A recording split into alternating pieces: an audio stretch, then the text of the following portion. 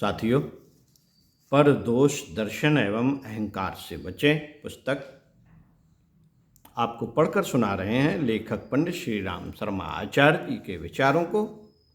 आइए स्वाध्याय सत्संग चिंतन मनन करते हैं। विषय पाप मूल अभिमान। मित्रों, जब मनुष्य अपने आप को सामान्य स्तर पर न समझकर असाधारण, विशेष, बड़ा, महत्वपूर्ण समझने लगता है,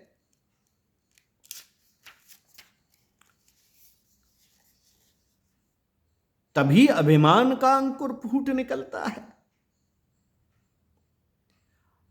जो दिनों दिन बढ़ता हुआ विशाल रूप धारण कर लेता है। झूठी प्रशंसा, उद्दंडता, स्वेच्छाचार, शेखीखोरी से भी मनुष्य अपनी वस्तु स्थिति को न समझकर अभिमान के परों से उड़ने लगता है। ऐसे लोगों के दिमाग की बागडोर अभिमान और इसे पोषण करने वाले तत्वों के हाथ में होती है, आपके भी हाथ में नहीं। अविवेकी, अज्ञानी, अदूरदर्शी, मोटी बुद्धि के लोग ही अभिमान से ग्रस्त होते देखे जाते हैं। मोटी बुद्धि के लोग ही अभिमान से ग्रस्त होते देखे जाते हैं। साथियों, कुछ भी हो, अभिमान वह विष बेल है जो जीवन की हरियाली, सौंदर्य, वृद्धि, विस्तार, विकास को रोककर उसे सुखा देती है। यह ऐसी विष बुझी दुधारू तलवार है जो अपने तथा दूसरों के जीवन में विनाश का सूत्रपात कर देती है। अभिमान का स्वभाव ही दमन, शोषण, पतन, क्रूरता आदि है, जिससे स्वयं व्यक्ति और उससे संबंधित समाज प्रभावित हुए बिना नहीं रहता। किसी भी विषय तथा क्षेत्र में अभिमान हो जाने पर मनुष्य की प्रगति, विकास का मार्ग अवरुद्ध हो जाता है। विद्या का अभिमान हो जाने पर विद्या नहीं बढ़ती, वरन वह घट जाती है। प्रशंसा, प्रसिद्धि, जिससे अभिमान को पोषण मिलता है, विकास, उन्नति का पथ भुला देती है। एक बार न्यूटन से किसी ने कहा था, आपने तो पूर्ण ज्ञान प्राप्त कर लिया। इस पर उस निराभिमानी वैज्ञानिक ने कहा, मेरे सामने ज्ञान का अथाह समुद्र फैला पड़ा है, जिसके किनारे की कुछ ही रजकण में उठा पाया हूं। साथियों, एक और ऐसे व्यक्तियों की स्थिति पर तरस आता है जो बेचारे कहीं से कुछ पढ़ सुनकर, थोड़ा बहुत अध्ययन कर, अभिमान वश अपने आप को विद्या का धनी, पंडित, विद्वान मान बैठते हैं।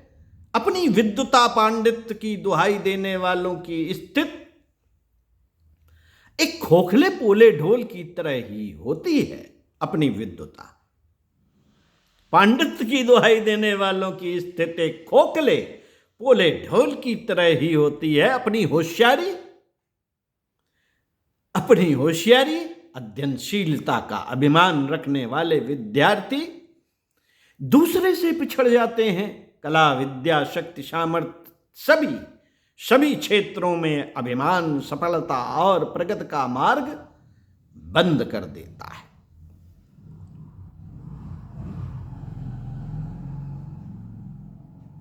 कला, विद्या, शक्ति, सामर्थ्य, सभी क्षेत्रों में अभिमान सफलता और प्रगति का मार्ग बंद कर देता है। मित्रों, अभिमान की वृद्धि के साथ ही मनुष्य का पतन प्रारंभ हो जाता है और अभिमान की पराकाष्ठा सर्वनाश करके ही छोड़ती है। रावण जब अभिमान से बुरी तरह ग्रस्त हो गया और उसने अमानवीय, अमर्यादित कृत्य शुरू कर दिए, तो वह अपने कुटुंब के साथ विनाश को प्राप्त हुआ। अभिमानी दक्ष प्रजापति ने महादेव शिव जी जो उनके दामाद भी थे उनके साथ विरोध ठान लिया, उन्हें अपमानित करने के लिए विशाल यज्ञ रचा और निमंत्रण नहीं भेजा। सती के पतिर्गृह में बिना बुलाए चले जाने पर उसका भी अपमान किया गया और सती क्रुद्ध हो क्रोध योगाग्नि में जल मरी। अंततः शिव जी ने यज्ञ सहित दक्ष को नष्ट भ्रष्ट कर दिया। श्रृंगी ऋषि तथा नारद जी को जब अपने तप और काम पर विजय का अभिमान हुआ तो वे पतित हुए और कामासक्त होकर उन्होंने निम्न कृत्य किए। दान का अभिमान करने वाला बलि पतित हुआ, तब के अभिमानी दुर्वासा ने निर्दोष अम्बरीश को शाप दिया, किंतु उसका मूल उन्हें ही चुकाना पड़ा, जिसकी उन्हें स्वप्न में भी संभावना नहीं थी। हिटलर, सिकंदर, मुसोलिनी, नेपोलियन आदि को भी अपने बढ़ते हुए सामर्थ्य के अभिमान में पराभव और पतन का सामना करना पड़ा। साथियों, अपने रंग, रूप, सामर्थ्य, शक्ति और किन्हीं भी विशेषताओं का अभिमान मनुष्य के पतन का कारण बन जाता है। मनुष्य की विभिन्न क्रियाएं, चेष्टाएं अभिमान का नशा चढ़ने पर असंतुलित और अव्यवस्थित हो जाती हैं। वह कुछ का कुछ करने लगता है। उसकी विवेकशीलता, विचार, बुद्धि, दूरदर्शन मारी जाती है, जिससे जीवन के सही पथ से भटककर दुष्प्रवृत्तियां, दुष्कर्मों के भयंकर बीहड़ों में भटक जाता है और अंततः विनाश को प्राप्त होता है। अभिमान की वृद्धि के साथ ही मनुष्य में आत्म निरीक्षण, स्वदोष दर्शन की शक्ति और क्षमताएं नष्ट होने लगती हैं, जिससे वह अपना बुनियादी सुधार नहीं कर पाता। उसके व्यक्तित्व में अनेकों दोष रह जाते हैं जो मनुष्य की असफलता और पतन का कारण बन जाते हैं। मित्रों, अभिमानी व्यक्ति को सदैव अपनी प्रशंसा प्रिय लगती है। अभिमानी व्यक्ति को सदैव अपनी प्रशंसा प्रिय लगती है, अतः उसे अपनी प्रशंसा करने वाले भी प्रिय लगते हैं और वह उनसे सामीप और निकटता रखना अच्छा समझता है। फलतः ऐसे अभिमानी व्यक्तियों के वातावरण में चापलूस, खुशामदी लोगों का गिरोह इकट्ठा हो जाता है। चापलूस और खुशामदी लोगों का गिरोह। प्रशंसा लोलुप अभिमानी व्यक्ति जब किसी से अपनी निंदा सुन लेता है तो उससे व्यर्थ ही शत्रुता ठान कर उसे नेस्तनाबूद करने का प्रयत्न करने लगता है। उसका दंभ इस कदर बढ़ जाता है कि वह अपनी इच्छा के विरुद्ध तनिक भी सुनना उसे अप्रिय लगता है। परिणाम यह होता है, मित्रों, परिणाम यह होता है कि सच्ची राय देने वाले, स्पष्ट वक्ता, अनुभवी, विचारशील लोगों का उसे साथ नहीं मिलता और चापलूस, चालाक व्यक्ति ही उसके इर्द गिर्द रहते हैं, जो अपना उल्लू सीधा करके उसे पतन और विनाश के मार्ग पर बढ़ावा देते रहते हैं। अभिमानी व्यक्ति को अपने सामने दूसरे प्रगतिशील, उन्नत करने वाले, बढ़ने वाले व्यक्ति तनक भी अच्छे नहीं लगते। वह नहीं चाहता कि कोई और भी दुनिया में ऊंचा उठे। अपनी उन्नत, अपनी बढ़ोतरी, अपनी संतुष्ट में ही उसे आनंद आता है। उसे अकारण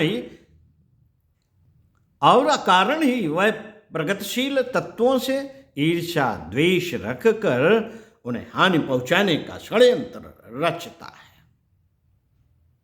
दूसरों को दुख पहुंचाता है। अभिमानग्रस्त व्यक्ति अपने आप से अच्छा किसी दूसरों को तो समझता ही नहीं। उसे दुनिया में सब बुरे और स्वयं अच्छा दिखाई देता है। एक बड़ी भारी सभा में कंस से पूछा गया, उसे यहां कितने भले आदमी नजर आते हैं? उसने कहा, मुझे यहां एक भी भला आदमी नजर नहीं आता। अभिमान की वृद्धि के साथ साथ मनुष्य के संघर्ष का क्षेत्र भी विस्तृत होता चला जाता है। अपने कार्य क्षेत्र में काम कर रहे अन्य लोगों से बड़ा बनने, अपने व्यक्तित्व को विशेष महत्व देने, अपनी विशेषता बड़प्पन का रौब दिखाने के प्रयत्न में अभिमानी व्यक्ति उसकी आलोचना व निंदा करता है। उन्हें हानि पहुंचाने, असफल बनाने के लिए तरह तरह के षड्यंत्र रचता है। इससे अनायास ही दूसरे लोग शत्रु बन जाते हैं।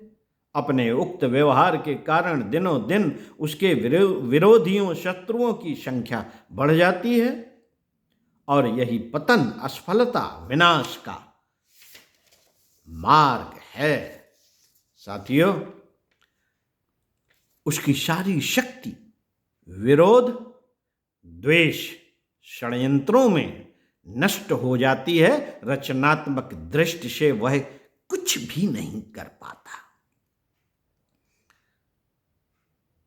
अपने विरोधियों, द्वेषों, षड्यंत्रों से ही जूझता रहता है, जहां की तहां पड़ा रहता है, कुछ कर नहीं पाता। साथियों, स्वाध्याय, चिंतन, मनन करने योग्य, आत्मनिरीक्षण करने योग्य। आप विषय आपको पढ़कर सुनाया, आगे आपको पढ़कर सुनाएंगे इसी पुस्तक से, पृष्ठ 22 से, अहंकार की असुरता से बचा जाए। आइए अगले वीडियो में सुनते हैं